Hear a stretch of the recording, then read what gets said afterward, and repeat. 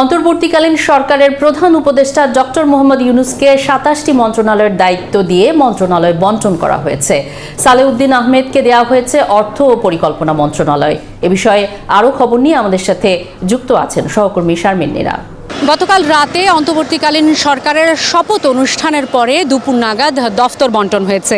প্রধান উপদেষ্টা যিনি রয়েছেন এই সরকারের অন্তর্বর্তীকালীন সরকারের ডক্টর মোহাম্মদ ইউনূস, তার হাতে রয়েছে মন্ত্রিপরিষদ বিভাগ, প্রতিরক্ষা, শিক্ষা, সড়ক, যোগাযোগ, প্রাথমিক শিক্ষা, এরকম ২৭টি মন্ত্রণালয়ের দায়িত্বে রয়েছেন প্রধান উপদেষ্টা। এর বাইরে জনাব সালেউদ্দিন অর্থ পরিকল্পনা, আসিফ নজরুল আইন সংসদ বিচার, আইন বিচার ও সংসদ বিষয়ক মন্ত্রণালয়, ডক্টর আদিলুর রহমান শিল্প মন্ত্রণালয়, জনাব হাসান আরিফ স্থানীয় সরকার, অন্যদিকে জনাব মোহাম্মদ তৌহিদ হোসেন পররাষ্ট্র মন্ত্রণালয়, রিজওয়ানা হাসান পরিবেশ মন্ত্রণালয়ের দায়িত্বে রয়েছেন, ব্রিগেডিয়ার জেনারেল এম সাকাওয়াত অবসর